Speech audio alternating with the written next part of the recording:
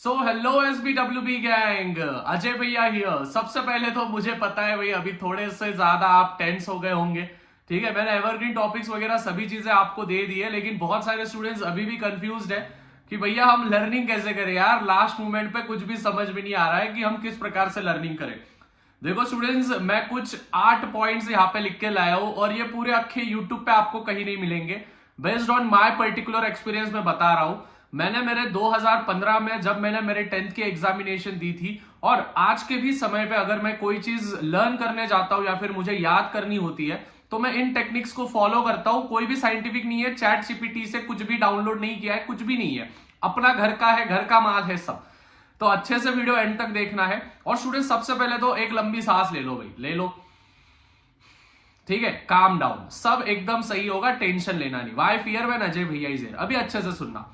सबसे पहले students, history में 9 चैप्टर्स है। मैं सभी को यही निवेदन करूंगा, कम से कम आपके 7 चैप्टर्स तो भी पूरे पक्के करके रखो। ठीक है, 9 चैप्टर्स भले ही नहीं हो रहे, अगर किसी का 9 के 9 चैप्टर्स कंप्लीट नहीं हुए तो लाला तू तेरे 7 चैप्टर्स तो भी कंफर्म करके रख। ठीक है, क्लियर है? इसको बोलते हैं 80-20 रूल। अभी सबसे पहले ज्यादा समय नहीं लूंगा, फटाफट आऊंगा। सबसे पहले वॉच समरी डाइजेस्ट के ऊपर वाला बॉक्स, मतलब कि जो भी आपके पास नवनीत का डाइजेस्ट है या फिर आपके पास मास्टर की है या फिर which ever digest you have, उस डाइजेस्ट के ऊपर हर एक लेसन की पहले समरी होती है। वो समरी एकदम अच्छे से पढ़ लेना, आपको समझ में आएगा कि हिस्ट्री के ये जो पर्टिकुलर चैप्टर है इसमें क्या क्या चीजें दिए गए हैं। और वो समरी में जो इंपॉर्टेंट दिया जाया या फिर जिसके बारे में बार बार उल्लेख किया गया है, बार बार बताया गया है, वही आंसर्स आने के चांसेस सबसे ज्यादा होते हैं। उसके बाद read question thrice in order to know the context. सबसे पहले तो हम क्या करते हैं, हम क्वेश्चन नहीं देखते, हम सीधा लर्निंग करने बैठते हैं। ठीक है, आप सभी को पता होगा। तो वही चीज आपको मिस्टेक नहीं करनी है। सबसे पहले आपको क्या करना है, क्वेश्चंस को 3 बार रीड करो। 3 बार क्वेश्चंस को रीड करो, हर एक क्वेश्चन को 3 बार पढ़ो और समझ के लो कि साला भाई क्वेश्चन में बताया क्या गया है, क्वेश्चन पूछा क्या गया है। हम बस आंसर रटने बैठ रहे हैं लेकिन क्वेश्चन समझ में नहीं आ रहा है, तो क्वेश्चन पढ़ना बहुत ज्यादा नेसेसरी है। तीसरा, shift two answers and read it loud by keeping your index finger. मतलब कि घूमते घूमते पढ़ो या फिर एक जगह पे बैठे हो तो जोर जोर से रीड करने की कोशिश करो। मतलब आप जो बोलते हो आपकी आवाज आपके कानों तक आनी चाहिए। जैसे मैं बोल रहा हूं तो मेरी ही आवाज मेरे को मेरे कान में आ रही है, समझ में आ रहा है, तो रीड लाउड करना है। और इंडेक्स फिंगर से ही रीड करना। ठीक है, ऐसे जैसे सपोज फॉर एग्जांपल अभी जैसे मेरे पास ये डेटा है तो मैं क्या करता हूं, मैं ऐसे रीड करूंगा इसको। ठीक है, ऐसे रीड करूंगा, मतलब फिंगर रख के मैं क्या करने वाला हूं, इसको रीड करने वाला हूं। क्लियर है सबको? तो ये चीजें प्लीज ध्यान में रखनी है, फिंगर रख के रीड करूंगा। अभी क्यों? इंडेक्स फिंगर जो होता है वो अपना प्री फ्रंटल जो कॉर्टेक्स होता है उससे बहुत ज्यादा रिलेट होता है। जिसने भी स्टूडेंट्स न्यूरोलॉजी की स्टडी की होगी, मैं बहुत ज्यादा बुक्स पढ़ता हूं न्यूरोलॉजी की या फिर दिमाग के बारे में, तो स्टूडेंट जो इंडेक्स फिंगर होता है, जब भी हम देखो, हम भी कोई भी अगर हम किसी को उंगली भी दिखा रहे कि देख भाई ये, देख भाई वो, तो हमको पावरफुल महसूस होता है। सो इस फिंगर में बहुत ज्यादा पावर है। तो जब भी आप लर्न करोगे तो इंडेक्स फिंगर रख के रीड करना। आप बोलोगे भैया कुछ भी फेंक रहे हो, फेंक नहीं रहा हो, लाला ट्राई करना, ट्राई एंड टेस्ट करना।